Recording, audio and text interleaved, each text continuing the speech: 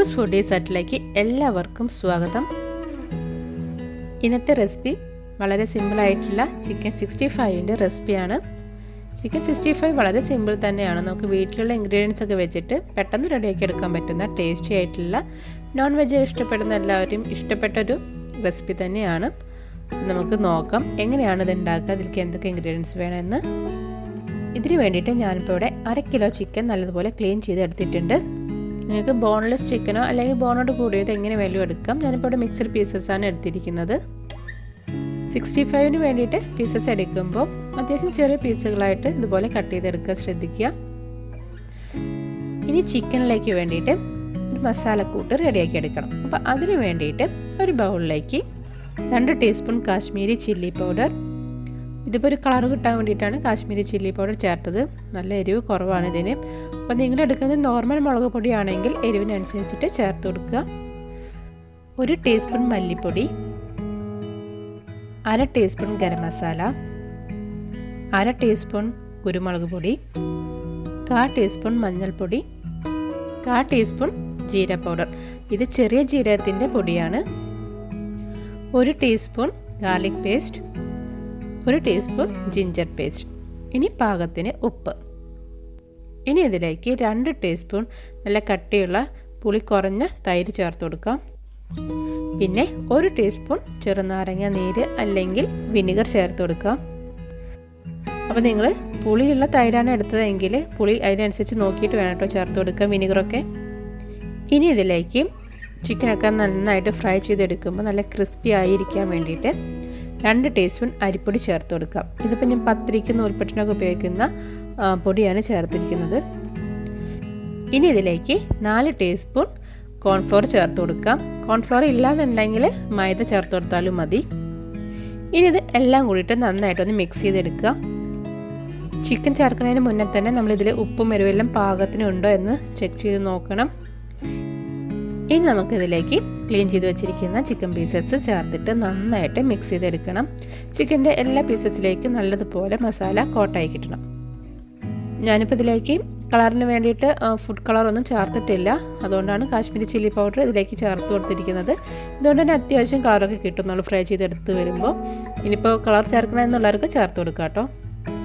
അതുപോലെ തന്നെ Kashmiri chilli powder ആണെങ്കിൽ നമ്മൾ മേടിക്കുന്ന പാക്കറ്റുകൾക്ക് അനുസരിച്ചിട്ട് അതിൻ്റെ എരിവിൽ വ്യത്യാസമൊക്കെ വരും. അപ്പോൾ നിങ്ങൾ എരിവിനനുസരിച്ചിട്ട് ചെക്ക് ചെയ്തിട്ട് ചേർത്ത് കൊടുക്കുക. ഇനി ഇത് മിനിമം 1 മണിക്കൂർ നേരമെങ്കിലും ഒന്ന് റെസ്റ്റ് ചെയ്യാൻ വേണ്ടിയിട്ട് വെക്കാം. കുറച്ച് കൂടുതൽ നേരം വെക്കുക വെച്ചാൽ അത്രയും നല്ലതാണ്. പിറ്റത്തെ ദിവസത്തേക്ക് ഉണ്ടാക്കിയെടുക്കാൻ വേണ്ടിയിട്ട് ഇപ്പോൾ തലേ ദിവസം രാത്രി ഇതുപോലെ മാരിനേറ്റ് ചെയ്തിട്ട് ഫ്രിഡ്ജിൽ വെക്കുകയാണെങ്കിൽ കുറച്ചും കൂടി നല്ലതാണ്. ഇതിപ്പോൾ 1 മണിക്കൂർ നേരം മാരിനേറ്റ് ചെയ്ത് വെച്ചിട്ടുള്ള ചിക്കനാണ്. ഇനി ചിക്കൻ നല്ലതുപോലെ ഡീപ് ഫ്രൈ ചെയ്തെടുക്കണം.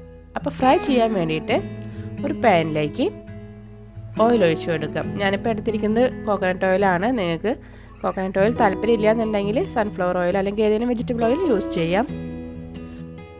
കോക്കനട്ട് ഓയിലാണ് യൂസ് ചെയ്യുന്നതെങ്കിൽ കുറച്ചും കൂടി ടേസ്റ്റ് നല്ലതായിട്ട് തോന്നിയിട്ടുണ്ട്. ഇപ്പോൾ ഓയിൽ നല്ലതുപോലെ ചൂടായിട്ടുണ്ട്. ഇനി ഇതിലേക്ക് ചിക്കൻ പീസസ് ഓരോന്നായിട്ട് ഇട്ട് കൊടുക്കാം.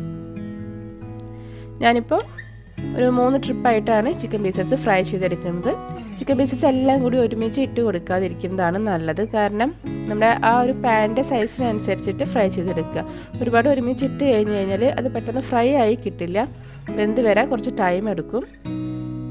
ഇതിപ്പോൾ മീഡിയം ഫ്ലെയിമിലിട്ടിട്ട് ഒരു 10 ടു മാക്സിമം ഒരു 12-13 മിനിറ്റ് അതിനുള്ളിൽ തന്നെ നല്ലതുപോലെ ഇത് ഫ്രൈ ആയി കിട്ടും. തിരിച്ചും മറിച്ചു ഇട്ടിട്ട് നന്നായിട്ട് ഇത് ഫ്രൈ ചെയ്തെടുക്കാം. പിന്നെ ഞാൻ ചിക്കൻ മസാലയെല്ലാം കൂടി മിക്സ് ചെയ്തെടുക്കുന്ന സമയത്ത് ഇതിലേക്ക് എഗ്ഗ് ചേർത്തിട്ടുണ്ടായിരുന്നില്ല. നിങ്ങൾക്ക് വേണമെങ്കിൽ ഒരു ബൈൻഡിങ് ഏജൻറ്റായിട്ട് എഗ്ഗ് ചേർത്ത് കൊടുക്കാം. 1/2 കിലോ ചിക്കനിലേക്ക് ഒരു എഗ്ഗിൻ്റെ പകുതി ചേർത്താലും മതി. അത്യാവശ്യം സൈസിൽ എഗ്ഗ് ആണെങ്കിൽ പകുതി ചേർത്താലും മതി. ചേർത്തിട്ടില്ലെങ്കിലും കുഴപ്പമൊന്നുമില്ല കേട്ടോ. ഇപ്പോൾ ഏതാണ്ട് 12 മിനിറ്റ് നേരം ആയിട്ടുണ്ട്. ചിക്കനൊക്കെ നല്ലതുപോലെ ഫ്രൈ ആയി വന്നിട്ടുണ്ട്. ഇനി ഫ്ലെയിം ഒന്ന് കുറച്ച് വെച്ചിട്ട് എണ്ണയിൽ നിന്ന് ഇത് മുഴുവനായിട്ട് കോരി മാറ്റാം. അതിനുശേഷം നമുക്ക് ബാക്കിയുള്ള ചിക്കൻ പീസസും ഇതേപോലെ തന്നെ ഫ്രൈ ചെയ്തെടുക്കാം. ചിക്കൻ പീസസ് മുഴുവനായിട്ടും ഇതേപോലെ ഫ്രൈ ചെയ്തെടുത്തിട്ടുണ്ട്. ഇപ്പോൾ ഫ്രൈ ചെയ്തെടുക്കുമ്പോൾ 1/2 കിലോ ചിക്കൻ എന്ന് പറഞ്ഞു കഴിഞ്ഞാൽ വളരെ കുറവായിട്ട് നമുക്ക് തോന്നും. നമുക്ക് ഈ ഒരു രീതിയിൽ തന്നെ കഴിക്കാൻ നല്ല ടേസ്റ്റാണ്. എങ്കിലും നമ്മൾ ചിക്കൻ 65 ആക്കി എടുക്കാൻ വേണ്ടിയിട്ട് ഒരു സ്റ്റെപ്പും കൂടി പ്രിപ്പറേഷൻ ഉണ്ട്. അപ്പോൾ അതെങ്ങനെയാണെന്ന് നോക്കാം. അപ്പോൾ അതിന് വേണ്ടിയിട്ട് ഒരു പാൻ ചൂടാക്കി എടുക്കുക. ചൂടായ പാനിലേക്ക് 2 ടേബിൾ സ്പൂൺ ഓയിൽ ചേർത്ത് കൊടുക്കുക. നമ്മൾ ഫ്രൈ ചെയ്യാനെടുത്ത ഓയിലിൻ്റെ തെളി ചേർത്ത് കൊടുത്താലും മതി. ഓയിൽ നല്ലതുപോലെ ചൂടായിട്ടുണ്ട്. ഇനി ഇതിലേക്ക് ഒരു 3 അല്ലി വെളുത്തുള്ളി ചെറുതായി ചോപ്പ് ചെയ്ത് ചേർത്ത് കൊടുക്കാം.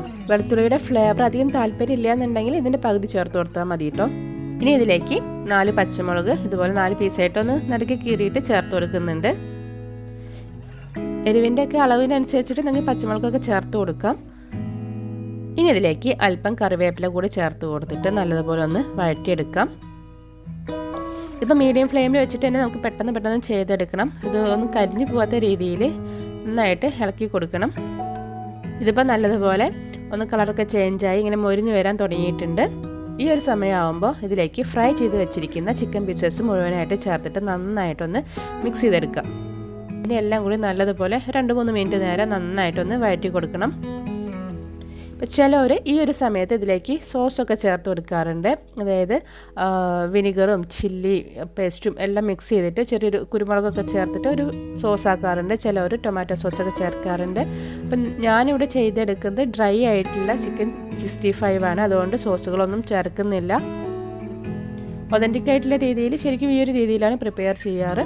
നമ്മുടെ ടേസ്റ്റിനനുസരിച്ച് നമുക്ക് വേണമെങ്കിൽ അങ്ങനെ ചെയ്തെടുക്കാം. അപ്പോൾ എല്ലാം കൂടിയിട്ട് നല്ലതുപോലെ മിക്സായി വന്നിട്ടുണ്ട്. ഇനി നമുക്കിത് ഒരു സെർവിങ് ഡിഷിലേക്ക് മാറ്റാം. എന്നിട്ട് ചൂടോടെ തന്നെ സ്റ്റാർട്ടറായിട്ടോ അല്ലെങ്കിൽ റൈസ് പുലാവ് അതിൻ്റെയൊക്കെ കൂടെ സൈഡ് ഡിഷായിട്ടോ എങ്ങനെ വേണമെങ്കിലും കഴിക്കാം. അപ്പോൾ നല്ല ടേസ്റ്റി ആയിട്ടുള്ള റെസ്റ്റോറൻറ്റ് സ്റ്റൈലിലുള്ള ചിക്കൻ 65 ഇവിടെ റെഡി ആയിട്ടുണ്ട്. അപ്പോൾ ട്രൈ ചെയ്യാത്തവരൊക്കെ ഉണ്ടെങ്കിൽ ട്രൈ ചെയ്ത് നോക്കണം. വീഡിയോ ഇഷ്ടപ്പെടുകയാണെങ്കിൽ ലൈക്ക് ചെയ്യണം, ഷെയർ ചെയ്യണം. എന്നും പറയുന്ന പോലെ തന്നെ ഇതുവരെ ചാനൽ സബ്സ്ക്രൈബ് ചെയ്യാത്തവരാണെങ്കിൽ ഒന്ന് സബ്സ്ക്രൈബ് ചെയ്ത് സപ്പോർട്ട് ചെയ്യണം. അപ്പോൾ നമുക്കിനി മറ്റൊരു ദിവസം മറ്റൊരു റെസിപ്പിയായിട്ട് കണ്ടുമുട്ടാം. അതുവരെ എല്ലാവരോടും ബൈ ബൈ.